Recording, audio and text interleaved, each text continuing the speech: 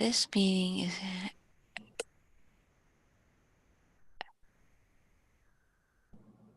okay. I think we're on live now. So,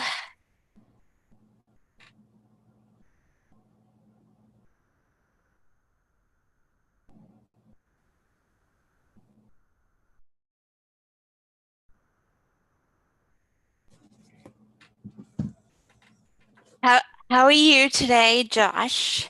I am doing wonderful. Just adjusting some things here. Is my camera working? Yes, I should Okay. have. Okay, good. I didn't know how long it was gonna take because on the YouTube.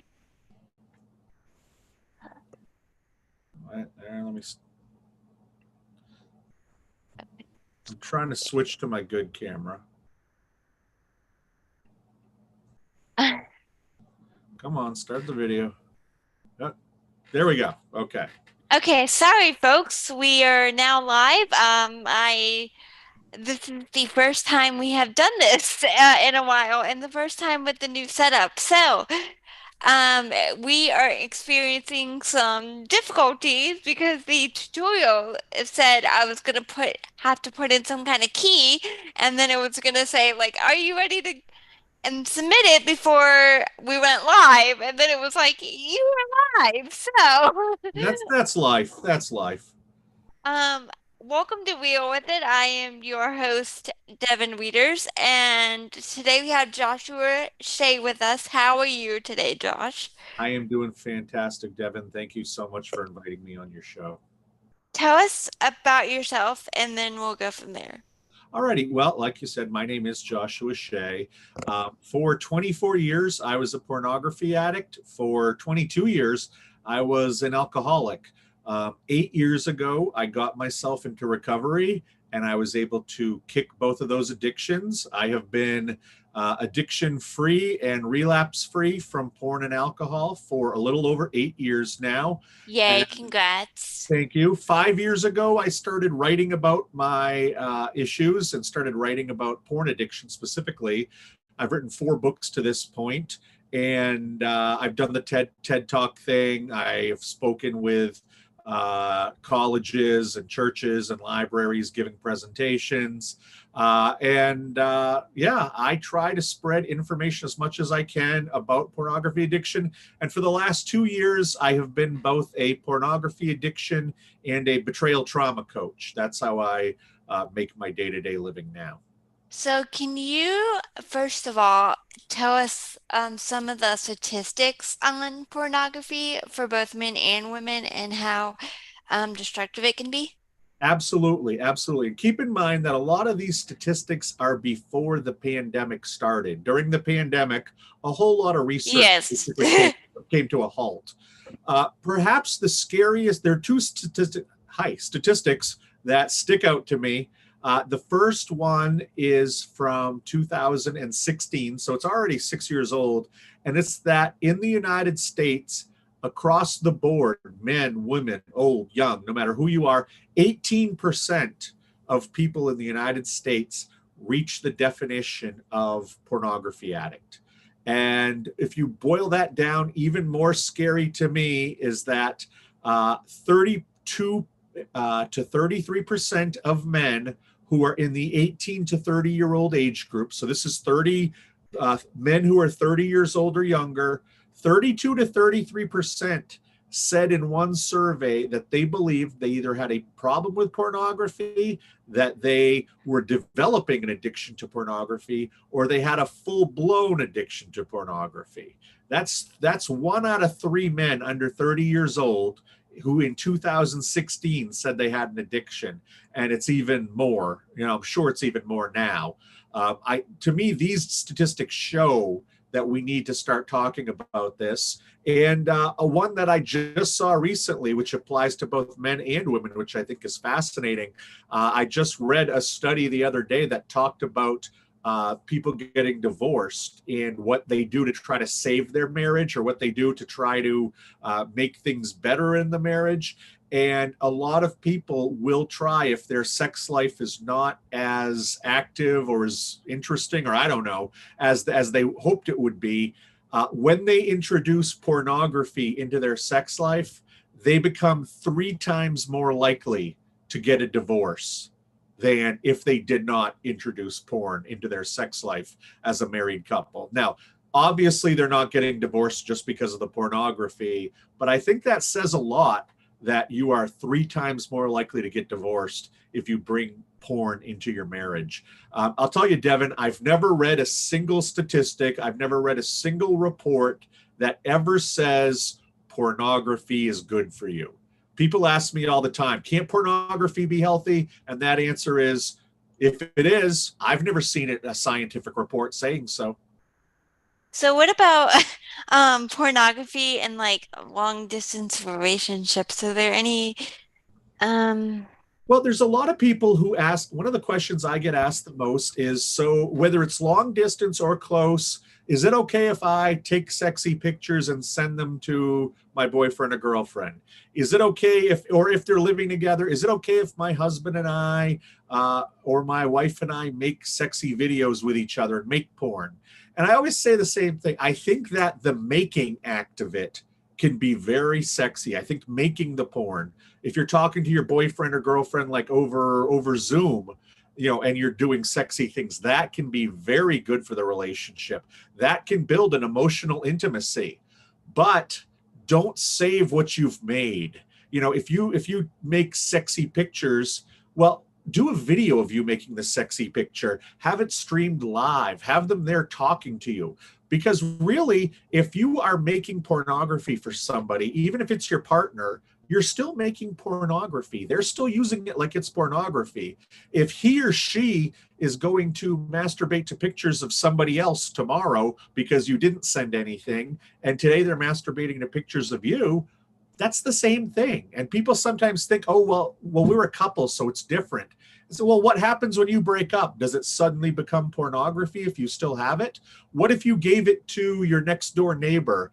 Would they view it? No, it's not pornography because it's his wife or his girlfriend, or it's not pornography because, if you were to share it with your friends, your boyfriend makes you, take some pictures of himself naked. You share it with your friends. Is that not pornography because they know you or they know him? And say, no, it's all pornography. If you use it like it's pornography, it is pornography.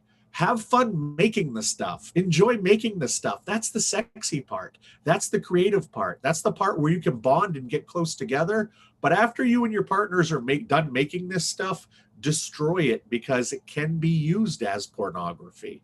And I think, to me, that's the big thing. If you have no problems with pornography, if you're not addicted at all, if you're not experiencing as a man any kinds of erection problems, if you as a woman have no problem, him having pictures of you or you having pictures of him, it can be okay. But just realize you are making pornography in that case, and it can get out there. And if he or she is not using it just for themselves, other people can see it, and they're not going to know the circumstances around creating it. So I always say it's great to make it, it's not great to keep it. yes, do not keep that stuff.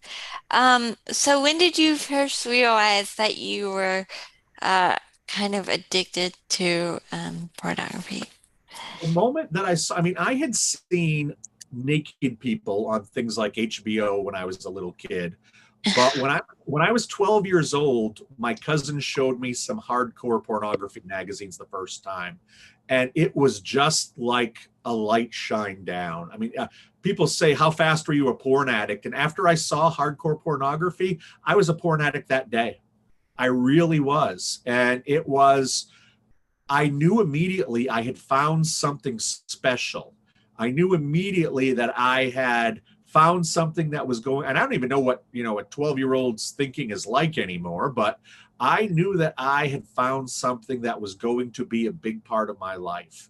And turned out I was right. 2 years later, when I had my first drink, I was an alcoholic within 15 minutes. I found something that I knew was going to help me get through life. It was this is different. This is special. And it wasn't until I was actually 17 or 18 years old that a group of my friends in high school, I was over at one of their houses after we had soccer practice. And one of them had a videotape, those old school VCR tapes. One of them had a porno movie and put it in the VCR, and everybody was sitting around and making jokes and laughing, and I was feeling very differently. I felt very weird being around them watching it. I didn't want to make jokes. I used pornography by myself to make myself feel better. So sitting there watching it with them, who were all having fun and laughing and a good time, that's the first time I really realized that I used it differently than my friends. So, what kind of steps did you take to kind of overcome the? Well, that's my story is a little bit different where I ended up with these two addictions really overloading my professional life. As I went, finished high school, did the college thing. I started as a reporter for several newspapers and magazines. I eventually worked my way up the ladder, and I got to the point where I decided I wanted to start my own publishing company. And I started operating three different magazines where I live here in New England, and that was when it started to become unmanageable, I would say, both of my addictions. And it took about 4 or 5 years of running this company, but it was a 24-hour a day job almost. I started neglecting my wife and kids. I started not seeing my parents. I never saw friends. My friends were only my work friends. And after 5 or 6 years of this, my drinking got so heavy, I started drinking at work. And I started to be a very bad boss. So the other two, I owned 1/3 of the company. The other two or three people who owned the rest, they basically fired me. And after I got fired, my family, my friends, a couple other people basically said, "You have to get yourself together." I lost the job, even though I was part owner. I got fired. I lost the job. And it was really apparent to me that I was going to lose my family if I didn't do anything. So I went off to rehab for alcoholism. While I was there, my case manager, and I told him everything about my life because I did want to get better from the alcohol at that point. He said to me, "I think you have problems with pornography. I think you're a pornography addict." And I said, "I don't think pornography is even real. I don't think pornography addiction is even real." He had me meet with a certified sex addiction therapist. This was out in Southern California where I was for rehab. My case manager for the alcoholism had me meet with a certified sex addiction therapist. He helped me recognize that, number one, pornography addiction is real. Number two, that there absolutely is a connection between the mental and the physical when it comes to the body. Three, that porn addiction or that addiction was a true disease. I always just thought addiction, people get themselves into addiction, they should get themselves out of it. Well, it's actually a disease and it's not that easy. And then he made me realize, probably most importantly, that I was a pornography addict, that it predated the alcoholism, and that it probably caused more problems in my life than the alcohol. I always just thought that the porn was sort of part of my alcoholism because I was an alcoholic back to 14 years old. But once I started to get into it with him, I realized that yes, I was indeed a pornography addict, and yes, this was going to be different than the alcoholism because it was actually a bigger problem than the alcoholism. So, what kind of stuff did you do in rehab to kind of like get over the addiction? Well, the first thing that they teach you is that ultimately addiction and pornography addiction, alcohol addiction, whatever addiction you have, if it's video games, food, drugs, whatever, these are coping tools and these are symptoms of a bigger problem. When it comes to addiction, the source problem is usually unresolved trauma. At some point in our lives, those of us who are addicts, we had some kind of massive issue happening. It's usually abuse. For me, when I was a child, between the ages of like 5 and probably more like 3 or 4 and like 7 years old. I had a babysitter when my parents were at work, who sexually assaulted my brother and I, who also emotionally and mentally was very abusive towards us. And Oh, I'm that's sorry. well, it was what it was, and I've worked through it. But the thing was, I didn't work through it for over 20 years, almost 30 years. I didn't work through it. And when I finally in rehab, when they made me realize that what I needed to do was to go back and work through that stuff. I had to go back and I had to look at what was happening to 5-year-old Josh. I had to look at how 12-year-old Josh's porn use probably it was had exactly everything to do with coping with the fact that I was put into sexually inappropriate situations. I was involved in sexual things that no child should ever be anywhere near. But there was also the emotional and mental aspect to it. This woman who took care of me, she might put me in a dark back bedroom if I was being bad, even though I didn't know I was being bad. She might put me in a dark bedroom for 15 minutes or 4 hours. I never knew what it was going to be. There were times where she would shove me and my brother, and if she was taking care of any other kids at the time, outside, and except for lunch, we wouldn't see her again for 8 hours. It was just a bad scene, and she scared me enough that I never told my parents about it, because she made me think bad things were going to happen to me and them. And that's the story with a lot of addicts and a lot of guys who are porn addicts. They'll say to me, but I don't have any trauma. And I have to tell them, listen, it doesn't mean that you don't have to be sexually abused to have trauma. You don't have to have your father or mother beat the crap out of you when you were a kid to have trauma. Trauma can be that somebody close to you died. Some trauma can be that you had bullies when you were in school. As long as you have these feelings that are not resolved, that's trauma. That's sitting on a shelf in the back of your mind. And that needs to be dealt with. Most people deal with it through addiction, but you've got to go back, deal with it with a professional, a coach, a therapist, a psychiatrist, whatever it is, have them guide you through it, work your way through it. And what's interesting is that you find once you've dealt with the core problem, those symptoms, like addiction, are not as strong as they once were. So, did the babysitter ever like get caught or anything? Nope, no. And by the time that I got to rehab, like 25 years later, she was already dead. So there was nothing that could be Oh, done. okay. And I don't know what statute of limitations are. All I would do these days is make sure she wasn't taking care of anybody else, and then because I wouldn't have wanted to try to prove that she did anything to me Oh 25 no, years earlier. because yeah, 25 As years long as is she yeah. wasn't taking, yeah, as long as she wasn't taking care of anybody else, I would have let it go. Because the thing was, keep in mind, this was the early '80s, and this kind of stuff. We didn't talk about mental health. We didn't talk about, the only child sex abuse you ever heard of was the really, really nasty stuff where someone was kidnapped and held as a hostage and that kind of stuff. I have a feeling that, you go back to the 1970s, you go back to the early '80s, I have a feeling there were a lot of people just like me who went through a lot of similar things. And fortunately, I dealt with it. And fortunately, I was able to get through it. And that's what I'm trying to do today, because you take everything that happened to me, but if 12-year-old Josh would have discovered the internet, if 12-year-old Josh would have found some of these websites with pornography, oh my goodness, I can't imagine how worse off I'd be today, Devon.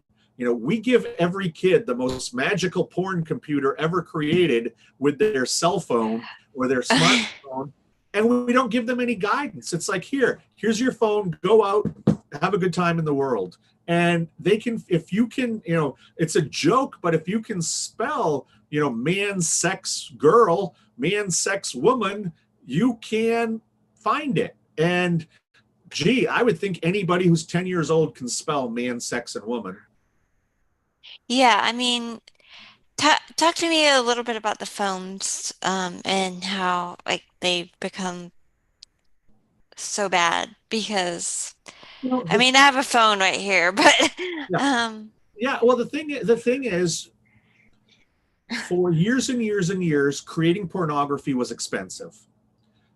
You go back to the 1950s, pornography films were shown in theaters like other films, and the only way you could see them was to go and buy a ticket. Well, the only people who went and bought tickets to these were straight white men. So through the 50s, 60s, 70s, up through the 80s, most pornography companies only created porn for straight white men. They knew that they could get that audience, they could capture that audience. So there was porn addiction among this group, because porn was always created for people who are like me, a straight white male.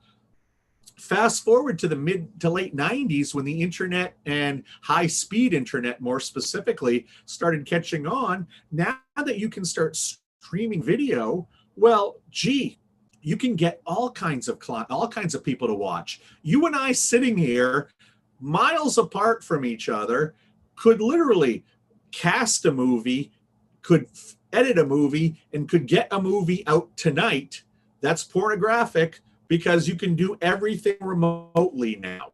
We could have a movie up on one of these websites making money today. We don't have to try to get the straight white man to watch pornography anymore. We can make pornography for lesbians, or we can make pornography for black men, or for Indian people, or for whoever. You can very narrow cast, because it doesn't cost a lot of money to make pornography these days. You don't have to get it into a theater. You don't have to sell tickets. All you have to do is get it online and start having some clicks. So that's what the pornographers are doing. But now the pornographers are everybody. At the beginning, here's a scary statistic. On January 1st, 2020, just as the pandemic was starting over in China, there was 300,000 people making pornography on OnlyFans. 2 years later, January 1st, 2022, there were over 2 million people making pornography on OnlyFans. So during the pandemic, Dang. 1.7 million people worldwide started making pornography and selling it from their own home. And Dang. that to me is the scary part, is that we don't know what happens when this many people make pornography. I have a feeling some of these people will become addicted to making the pornography.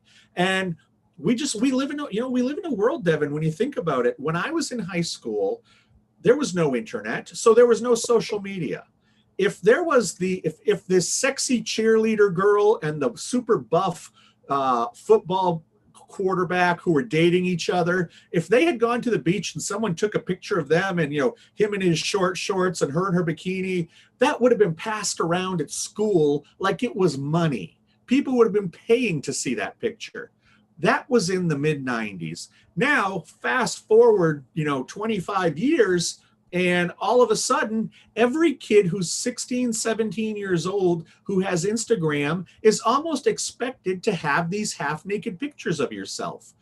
You can go see girls in bikinis, 12, 13, 14 years old. You can go see these guys who are, looking good, 15, 16 years old on Instagram now. And if that's the attitude and that's what the youngest generation is growing up with, well, tell me, if you're a woman who's 17 years old, you've been blasted with pornographic images from the internet, you've been putting up bikini photos of yourself for 5 years. Now, suddenly, a picture of you taken in your bikini, which doesn't faze you at all of a sudden now you can take your top off and men will pay $20 each to see that. Well, if you can get only 50 men in the entire world, if you can get 50 men to do that, that's $1,000 for showing a picture of your breasts. And I know a lot of women will jump at that in a second. And we're seeing that with OnlyFans. We're seeing that with these cam sites. And to me, the danger is not really in the movies that are being made out in Hollywood, because a lot of those movies aren't being made anymore. A lot of people don't recognize this, but the kind of mainstream pornography go-to for over 60 years was Playboy magazine. Playboy magazine isn't even made in the United States anymore. It stopped production during the pandemic, most people don't realize this because they stopped reading it. They're now online. And when they're being online, you get these amateur films. You get this stuff that we don't know where it's from. You get this stuff of people just making it at their home. Hey, like I said earlier, you and your boyfriend make a porno. Well, a few months later you break up. Then a few months after that, he's like, "Well, screw this. I'm going to put this online." And suddenly there's a picture of you. There's a video of you and your boyfriend, having sex all over the internet. That's what's happening these days. I'm far more concerned with the average person starting to make porn and the average person watching this type of pornography because it becomes just so normalized. And we know, based on looking at the health of people like me who are a little older, based on the health of guys who are even older than me and women who are even older than me, that pornography addiction over the long term is a very unhealthy thing. Being exposed to these movies, to these films, to these pictures as a kid, the average kid starts watching porn now at 11 years old. What's this No, do? I What does this do to them? We don't know exactly what this does to them on the long term now, but we're starting to understand, and it's not good. It's not healthy. I can't even imagine if my parents had found me watching porn. I can't. I can't. I would still be not having a phone, I guess. I can't. I when I lived at my parents' house, I found when I was a teenager, I found a store that would sell me Playboy magazines, and I had them in one box in my room. I moved out of my parents' house when I was 18, and they moved all my stuff to their basement.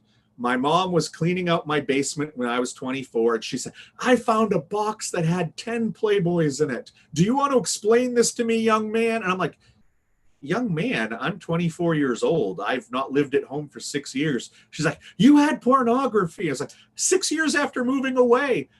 She had to know that I was probably sexually active, but she still got mad that she found Playboy magazines even 6 years after I left the house. No, like I don't think that not that I have it, but I don't think they'd be as mad today. But like if I was 11 and do it, no. Like Yeah. that's a completely Well, different but like that's but that you bring up a great point there, Devon.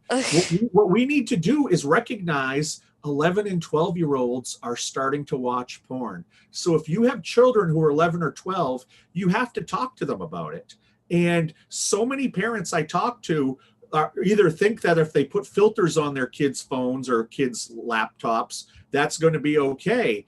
But the reality is, your child is going to see pornography. It's not a matter of if they see pornography, it's a matter of when they see pornography. And how prepared are they for that? So many parents are afraid to talk to their children about pornography when you have to realize the pornography speech is not the birds and the bees speech. The pornography speech is much like the drinking speech or the smoking cigarette speech. We don't do that in this house. This is not healthy for you. When you are older, you can make your own decisions. But right now, you shouldn't do that because we don't look at porn in this house. That's what you have to say as a parent. It's not a matter of, well, when you look at pictures of a man doing this and a woman doing that, you don't have to talk about the content of the pornography. You and I have been having a conversation now for half an hour. We haven't talked about what is in pornography at all because we don't have to. We can talk about it as adults. And that's what this world needs to recognize. If we're going to take care of this issue, we need to start talking to children about it. And it doesn't have to be graphic. Kids want to learn, kids want to know the right thing to do. And if you tell them, hey, you can tell a 5 or 6 year old kid, hey, if you have a phone or have a tablet or you're with a friend and you see naked pictures of people, and they look like they're hugging and they're kissing, why don't you let me know you saw that? Because kids aren't supposed to see this stuff. So I want to make sure that you stay safe. Let me know if you see that kind of stuff. You say this to a 5-year-old very calmly, very safely. You don't scare them. They're going to come and tell you when they see pornography because that's what kids do. They listen to their parents for the most part. It's not till they're older that they stop. But so many parents would rather put their head in the sand and pretend that the stuff doesn't exist than actually prepare their child for it. And to me, that's the real crime. that's crazy. Very well said, but that's crazy that they look at it that like do you think this is like I doubt 5-year-olds are seeking out porn. Oh, not at Like all.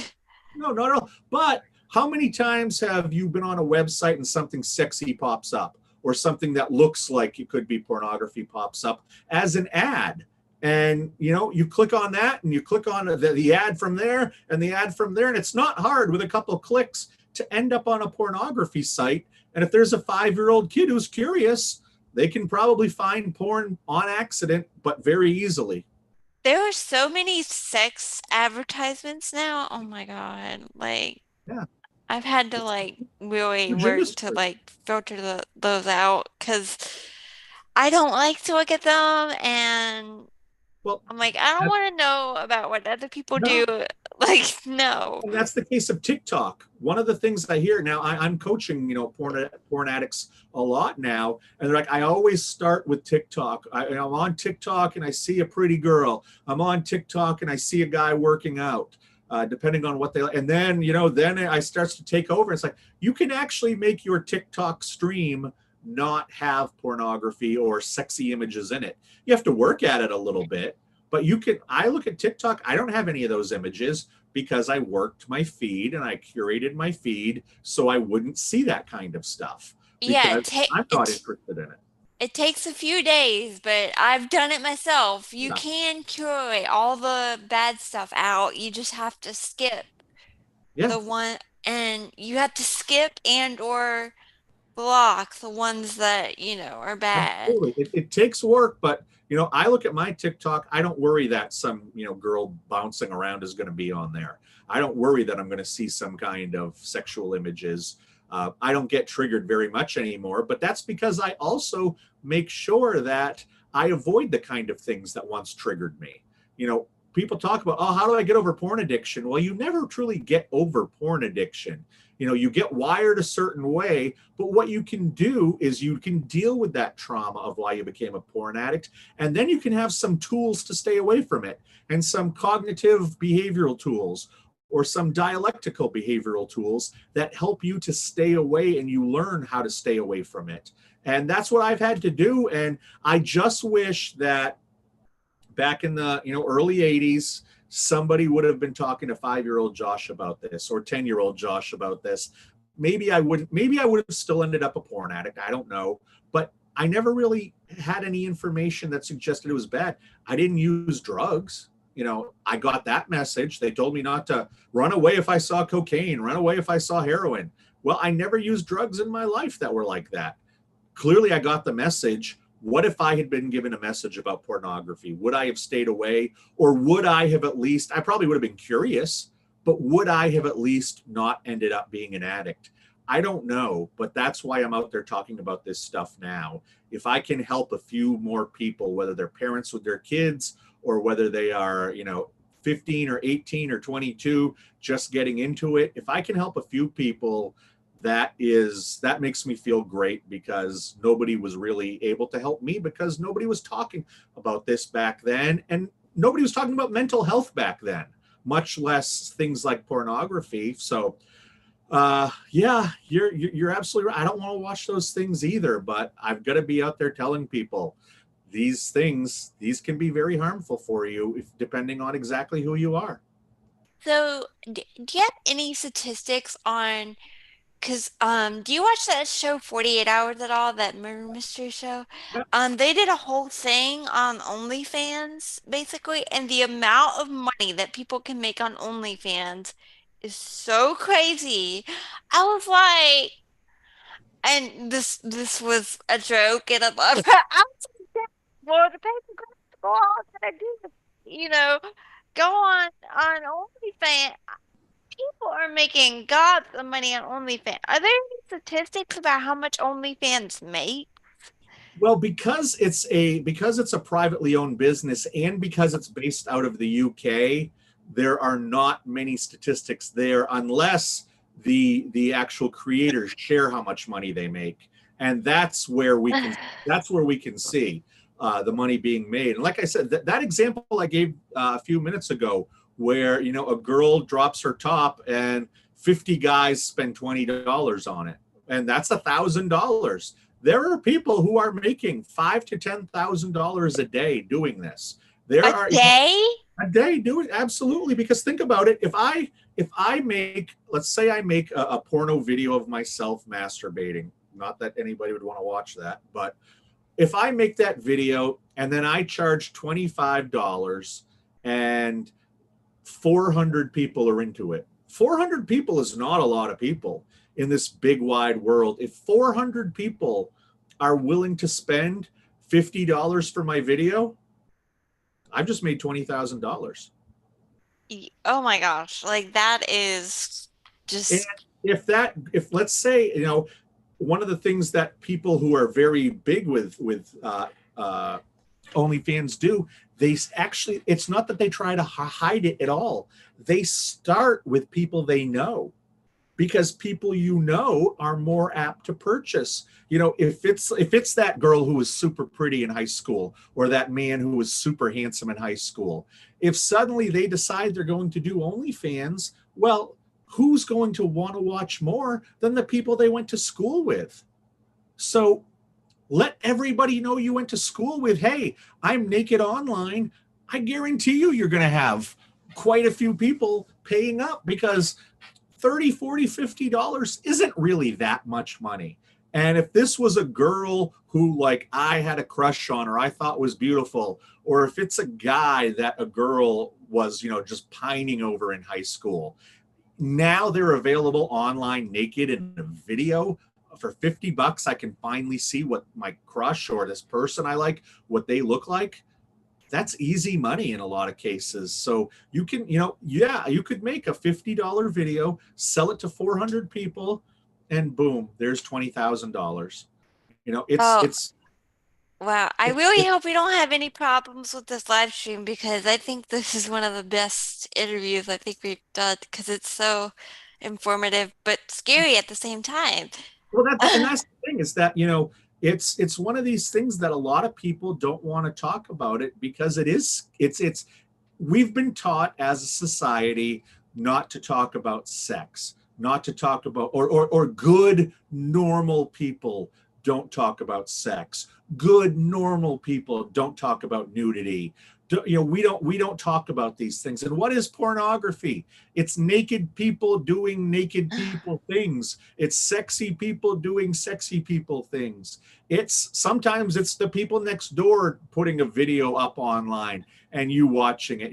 We don't talk about these things, and because we're afraid to, as a society, especially here in the United States.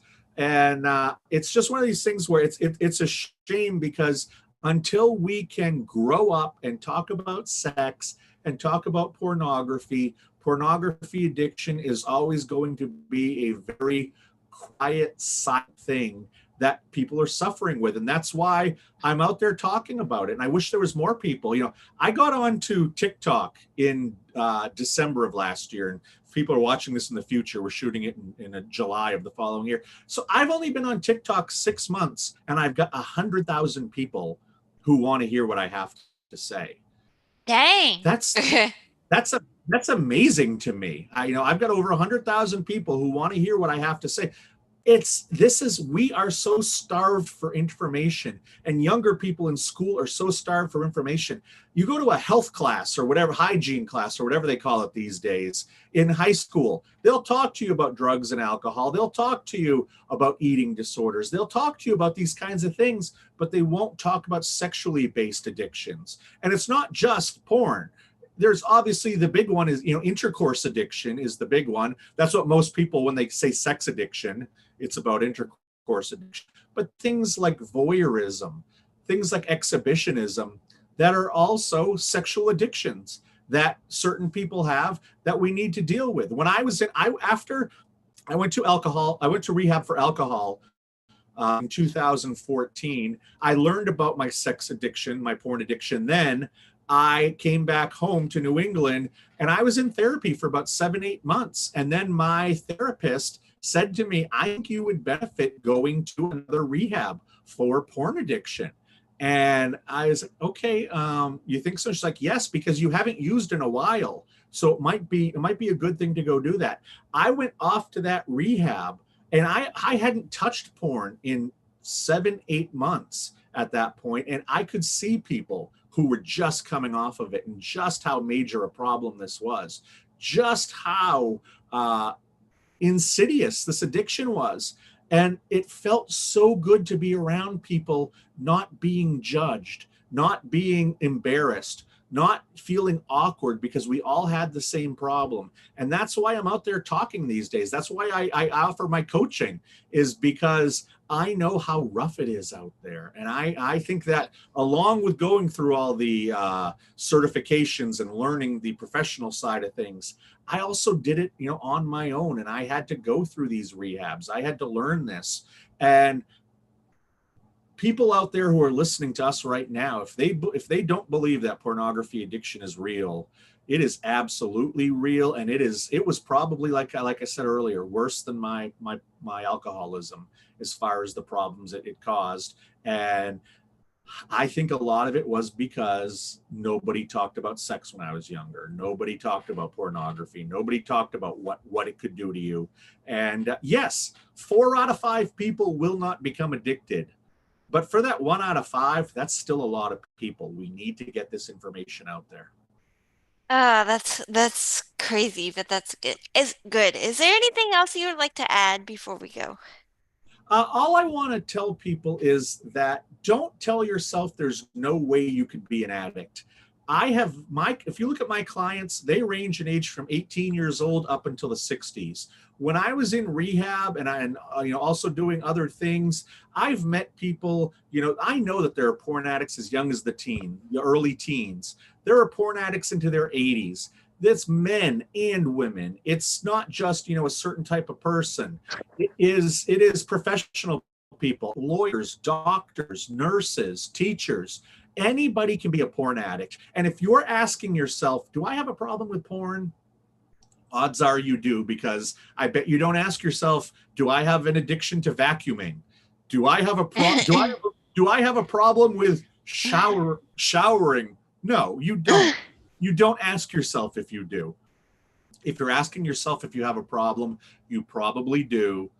Check in with somebody who knows what they're doing, and they can probably, even if you're not an addict, there's sometimes where somebody will come to me and I'll talk to them and I'll tell them, I don't think you're addicted. I really don't. I think you maybe are leaning on it in a rough time of not having a girlfriend or boyfriend, but I don't think you're addicted. If you think you have a problem, it's safer to find out than ignore it, because I knew I had a problem and I ignored it for years and years and years, much to my detriment. But hey, if I didn't have this problem, I wouldn't have been sitting here talking to you Y- today now. So maybe it was yes. all worth it. It was probably all worth it. And thank you so much for talking to us. Where can people find you on social media?